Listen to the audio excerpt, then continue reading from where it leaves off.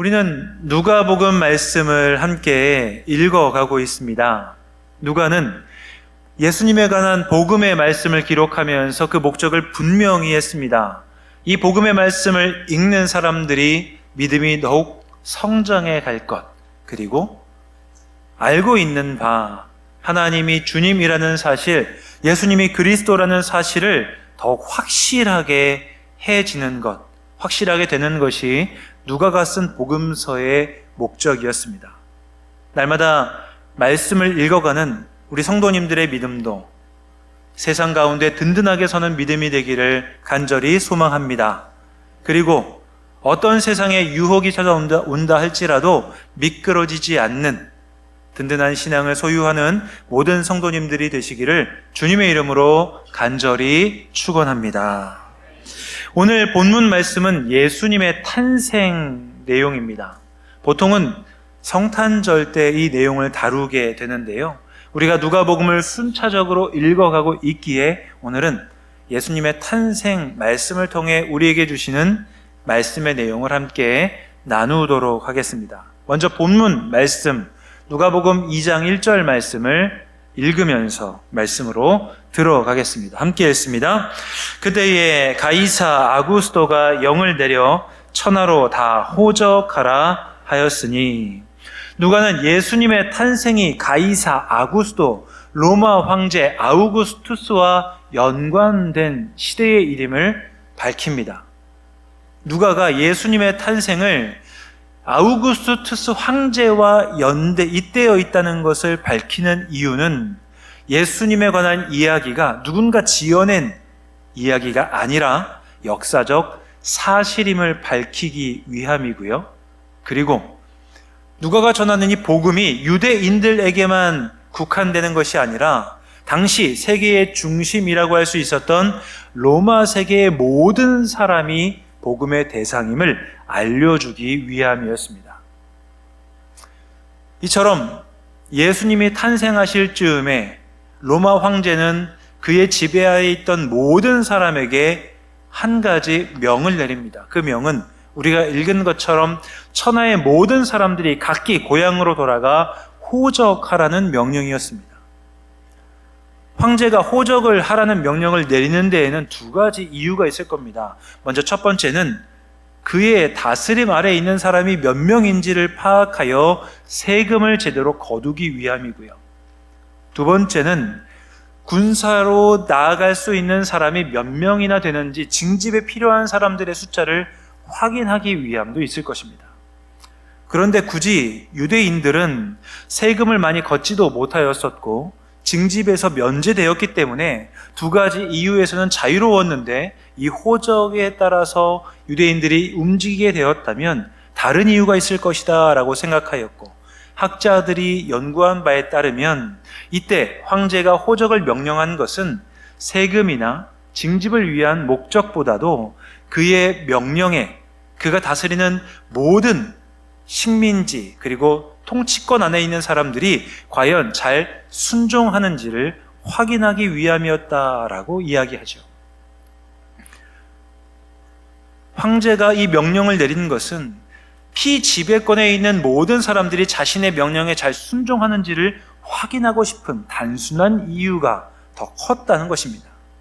그런 의미에서 우리는 세상의 민낯을 봅니다. 손톱만한 권력을 가진 사람이라 하더라도, 물론 로마 황제는 그런 작은 권력이 아니라 엄청나게 큰 권력을 가지고 있기에 이런 권력을 가진 사람은 자기 만족을 위해서 혹은 호기심을 충족하기 위해서 그의 다스림을 받는 사람들을 좌지우지하려는 마음이 있다는 것을 우리는 알 수 있죠.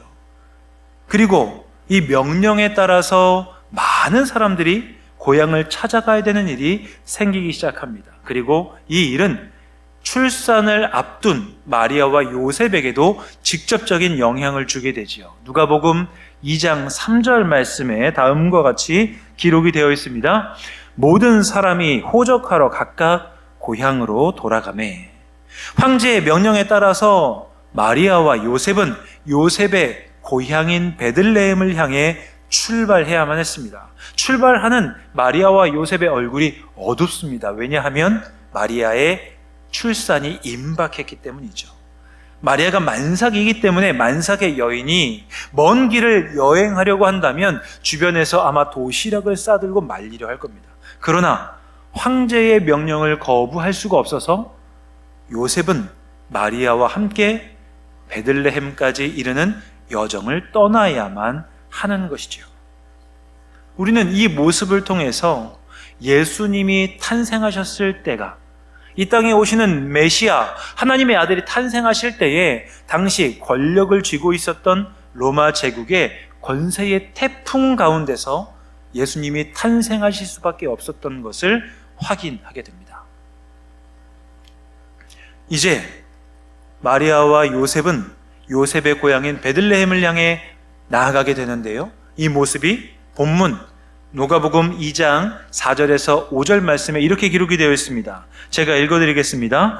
요셉도 다윗의 집 족속이므로 갈릴리 나사렛 동네에서 유대를 향하여 베들레헴이라는 다윗의 동네로 그 약혼한 마리아와 함께 호적하러 올라가니 마리아가 이미 잉태하였더라.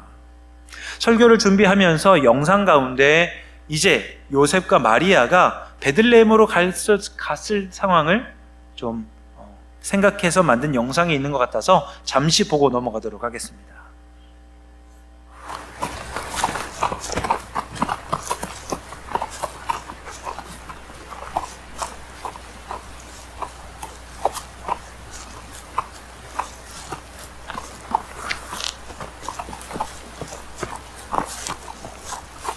네, 여기까지만 보도록 하겠습니다.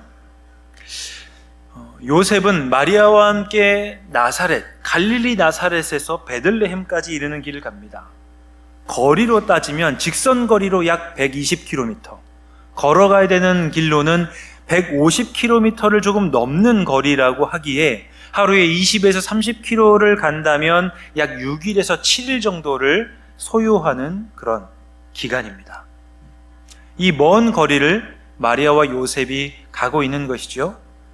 성경은요, 이들이 어떤 교통수단, 이동수단을 사용했는지 구체적으로 밝히지 않습니다. 그래서 앞에서 보신 영상을 만든 사람은 아마 당시의 보편적인 이동수단이었던 나귀를 타지 않았을까라고 생각해서 영상을 만든 것 같습니다. 그러나 학자들이 연구한 바에 따르면 만삭인 임산부가 평지가 아닌 산길도 이동해야 될 때에 안장을 제대로 갖추지 않은 나귀를 타고 긴 시간 이동하는 것은 위험할 수 있다라고 이야기를 하면서 잠시 이용은 할 수 있었겠지만 다 이용하지는 못했을 것이다 라고 하며 대부분 고향을 향해 이동하고 있는 무리와 섞여서 천천히 이동했을 것이다, 걸어가기로 했을 것이다 라고 이야기를 하게 되는 것이죠.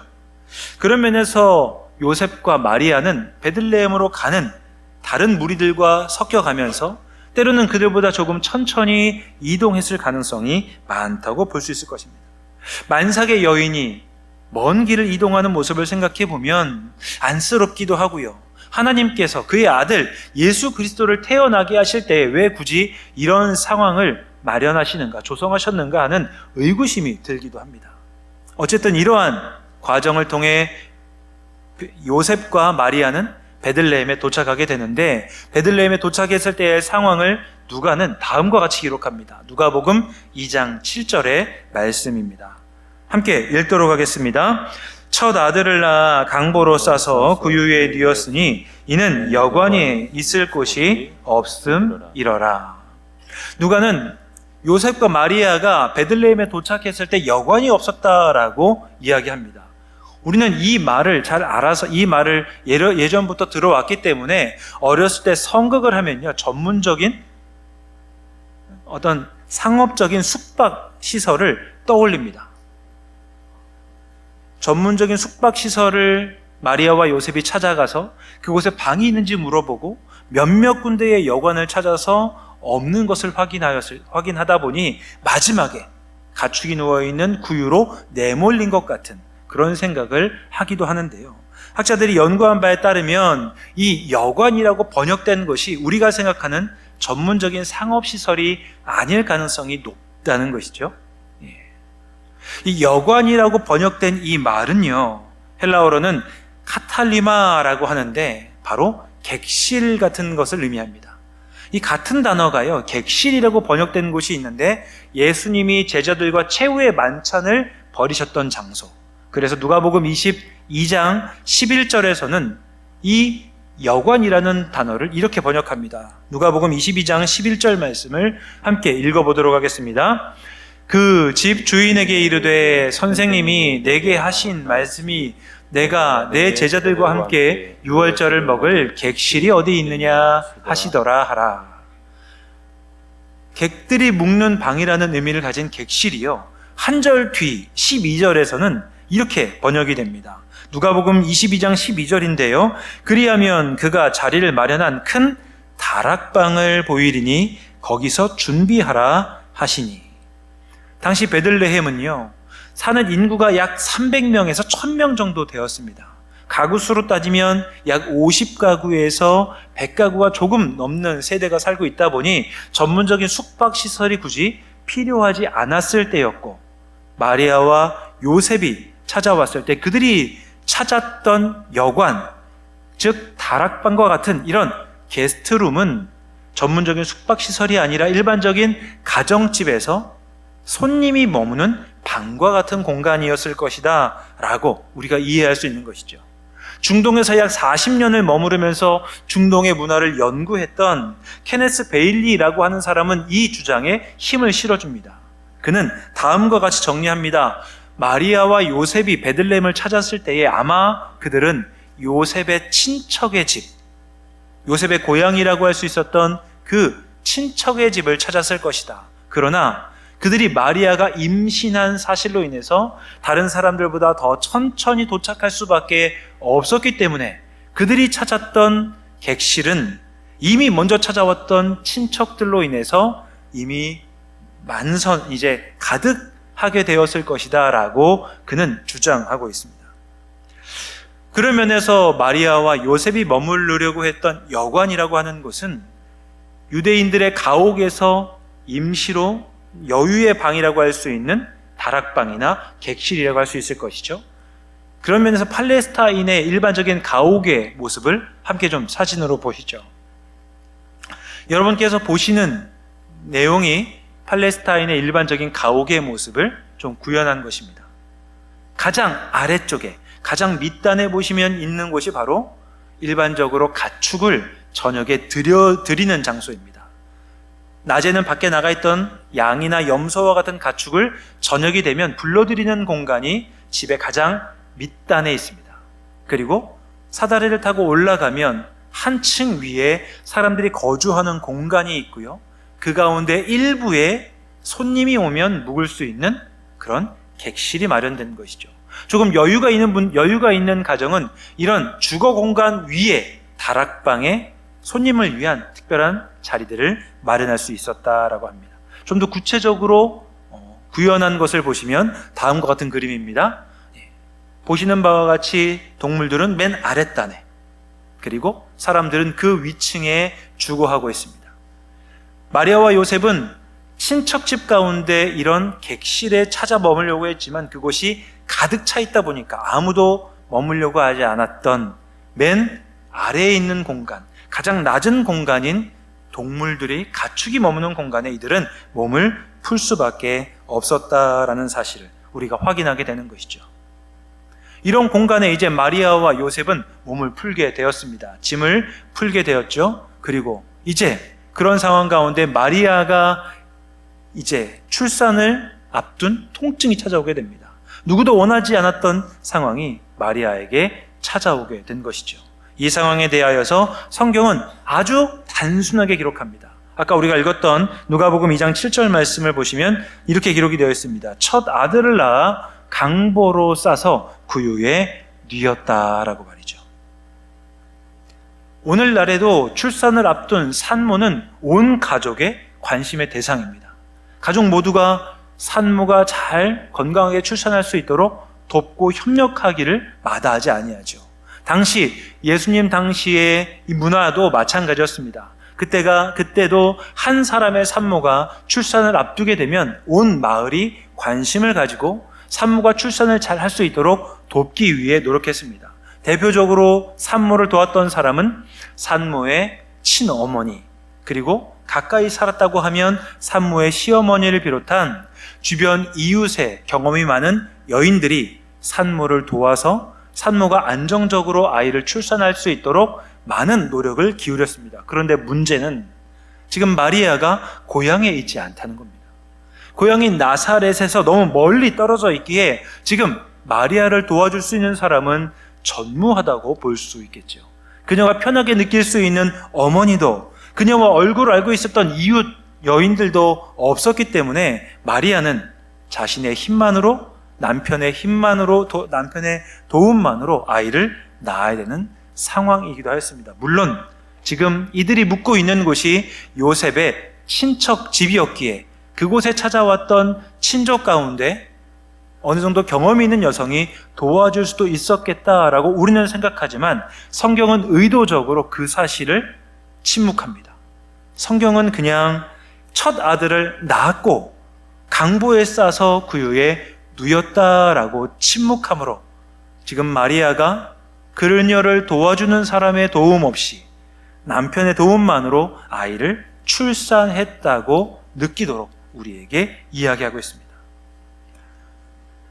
인간적으로 보면 마리아는 참 어려운 환경에서 최악의 상황에서 아이를 낳았다고 볼 수 있습니다. 하나님께서 왜 이렇게까지 하시나 우리가 의문을 가지는 그런 상황이 또 한 번 연출되는 것이죠. 사실 하나님께서 하시려고만 했으면 이 땅에 아기 예수가 태어날 만한 좋은 환경은 얼마든지 많이 있었습니다. 당시 로마 황제가 머물던 그곳에 예수님이 태어났다면 예수님은 아무런 걱정 없이, 마리아는 아무런 걱정 없이 아기를 출산할 수 있었을 겁니다. 당시 예루살렘을 다스리고 있었던 헤롯 왕의 왕궁에서만이라도 예수님이 태어날 수 있었다고 한다면 마리아는 아무런 걱정 없이 많은 사람의 도움을 받으면서 편안하게 출산할 수 있었을 겁니다. 그런데 하나님께서는요, 마리아가 인간적으로 보면 가장 최악의 상황에서, 최악의 자리에서 출산하도록 하시는 것이죠. 세상의 눈으로 보면 가장 좋지 않은 상황 가운데 누구의 도움도 받지 못한 그 자리에서 마리아는 아이를 낳아야 됐고, 첫 아들을 강보에 쌓아 가축의 먹이통이라고 할 수 있는 구유에 놓아두어야 했습니다. 마리아와 요셉은 아이를 강보에 싸서 가축의 먹이통에 눕혀 놓을 수밖에 없었죠. 그곳에 어떤 기쁨이 있었겠습니까? 아무도 자신들을 도와줄 수 없다는 이러한 한탄과 탄식이 그 공간을 가득 채우지 않았을까 싶습니다. 그런데 반전은 여기에서 시작합니다. 그들도 예상하지 않았던 사람들이 마리아와 요셉을 찾아오게 된 것이죠. 천사는 아기 예수가 누구도 찾지 않았던 베들레헴의 빈 공간에 태어나 눕혀지게 되었을 때 이 소식을 빈들에 있었던 목자들에게 전하기 시작합니다. 누가복음 2장 10절 말씀에 이렇게 기록이 되어 있는데 제가 8절부터 말씀을 읽어드리도록 합니다. 그 지역의 목자들이 밤에 밖에서 자기 양떼를 지키더니 주의 사자가 곁에 서고 주의 영광이 그들을 두루 비춤에 크게 무서워하는지라. 이제 10절 말씀입니다. 함께 읽겠습니다.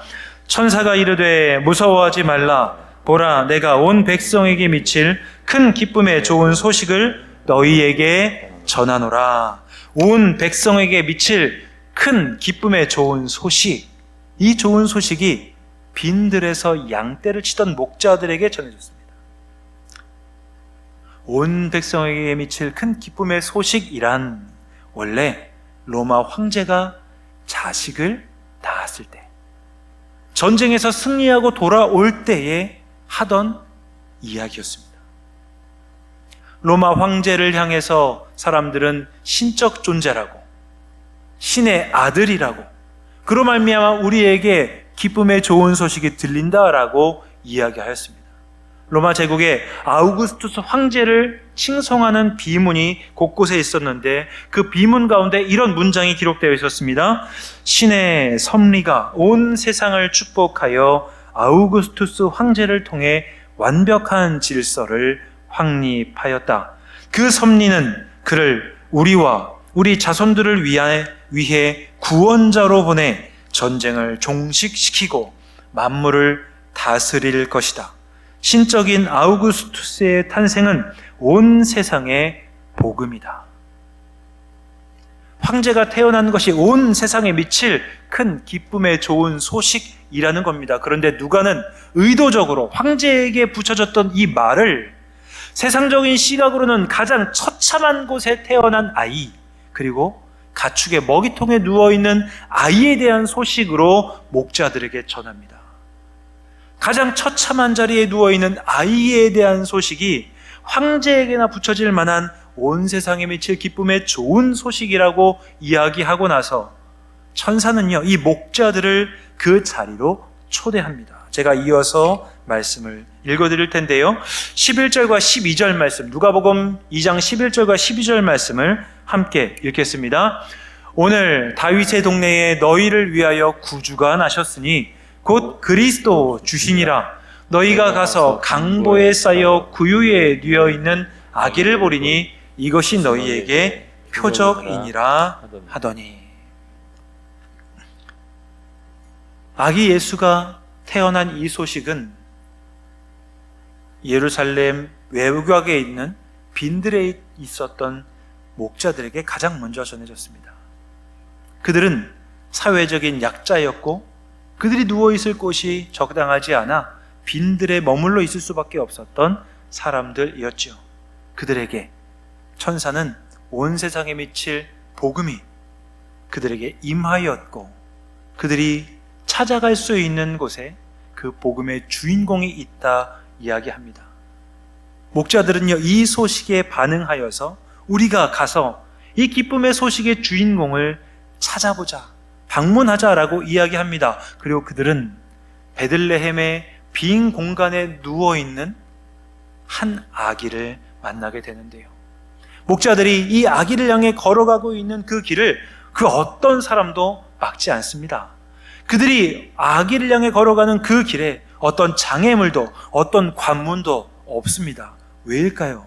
하나님께서 기쁨의 좋은 소식인 이 복음의 주인공을 아무도 찾지 않는, 아무도 원하지 않는 베들레헴의 가장 낮은 자리에 눕혀 놓았기 때문이죠. 그리고 그 눕혀 놓았던 자리는 아기가 태어날 때 슬픔과 탄식의 자리였다고 한다면 아기 예수가 태어나 눕혀져 있음으로 말미암아 그 슬픔과 탄식의 자리라고 할 수 있었던 베들레헴의 빈 공간이 하나님의 영광이 임하는 거룩한 장소로 변화되기 시작합니다. 그리고 목자들이 그들을 찾아옴으로 말미암아 그 자리는 잔치의 자리로, 하나님의 영광을 증거하는 즐거움의 자리로 바뀌기 시작하는 것이죠. 그 이유는 오직 한 가지입니다. 하나님의 아들 예수 그리스도가 베들레헴의 빈 공간에 누우셨고, 그리고 그로 말미암아 그 자리가 하나님의 영광이 임하는 기쁨과 즐거움의 자리가 되기 때문입니다. 하나님께서는 베들레헴의 빈 공간을 우리에게 보여주시며 우리에게도 예수 그리스도가 임할 수 있는 빈 공간이 있는지 물으십니다. 지난주 말씀을 통해서 하나님이 우리를 광야로 초대하신다 말씀드렸잖아요.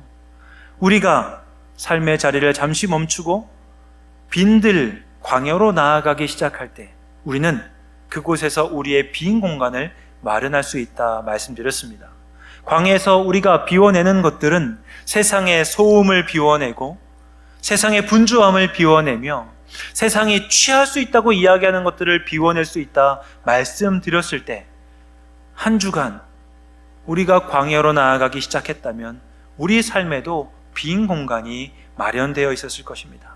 그리고 우리의 삶에 빈 공간이 마련되어 있다면 하나님께서는 우리 삶의 빈 공간에 하나님의 아들인 예수님을 보내어 주시고 그 예수님이 누울 수 있는 삶의 자리로, 그리고 인생과 삶의 존재로 우리가 살아가도록 인도하신다는 거죠.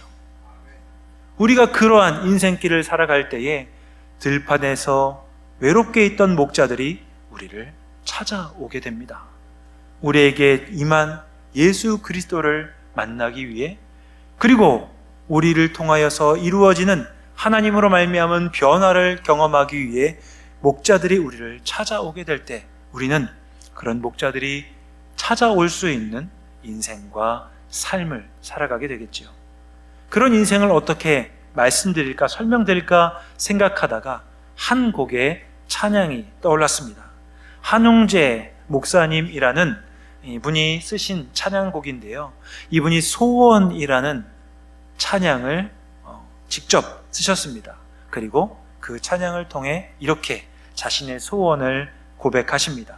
함께 그 찬양을 들어보겠습니다.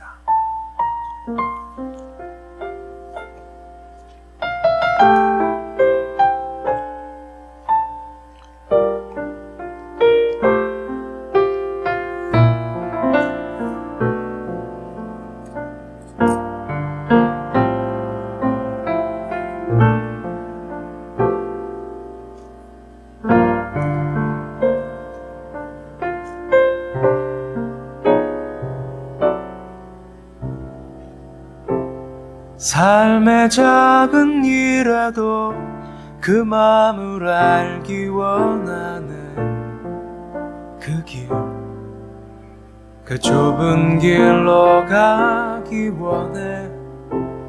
나의 작음을 알고 그분의 크심을 알며 소망, 그 깊은 길로 가기 원하네.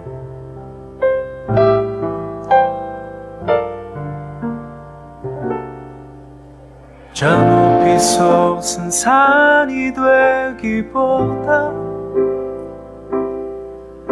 여기 오름직한 동산이 되길, 내가 아는 길만 비추기보다는 누군가의 길을 비춰준다면, 내가 노래하듯이 또 내가 얘기하듯이 살길, 난 그렇게 죽기 원하네. 삶의 한 절이라도 그분을 닮기 원하네. 사랑, 그 높은 길로 가기 원하네. 여러분께서는 어떤 인생의 길을 걸어가고 싶어 하십니까? 세상은요, 우리에게 제국을 이루라고 합니다.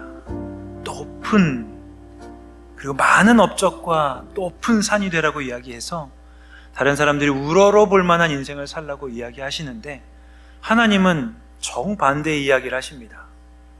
우리를 가장 낮은 자리, 사람들이 원하지 않는 자리로 내려가라 말씀하시고, 그리고 그곳에 빈 공간을 마련하라 말씀하시죠. 우리가 인생의 길에서 우리의 삶에 빈 공간을 마련하면 그곳에 하나님은 예수 그리스도를 눕히시겠다 말씀하십니다. 예수님을 모실 수 있는 빈 공간과 같은 삶을 살 때 우리는 사람들이 오르기에 나는 역부족이라고 생각하는 높은 산이 아니라 사람들이 올라갈 수 있을 만한 오름직한 언덕이 된다라고 한웅재 목사님은 노래하고, 나는 이렇게 살고 싶다 고백합니다. 저는 함께 예배드리는 저와 우리 모두가 그런 언덕과 같은 삶을 살았으면 좋겠습니다. 우리 삶의 빈 공간을 마련해 놓고 그곳에 예수 그리스도의 임재와 하나님을 경험함으로 말미암아 우리가 하나님을 경험한 사람답게 우리에게 찾아오는 사람들이 우리를 통해 하나님을 만날 수 있는 인생, 그로 말미암아 세상에서는 어렵고 참혹한 삶의 자리였다가도 하나님의 임재로 말미암아 기쁨으로 변화되는 삶이 우리에게 나타난다고 할 때 우리의 삶은 하나님의 영광을 드러낼 수 있는 복음의 기쁜 소식이 되는 것이지요. 여러분께서 살아가고 있는 삶을 돌아보시고 하나님이 우리를 향해 초청하시는 빈 공간으로서의 삶을 살아가겠다 결심함으로 우리의 모든 삶이 하나님의 영광을 드러내는 오름직한 언덕이 되기를 성부와 성자와 성령의 이름으로 간절히 축원합니다.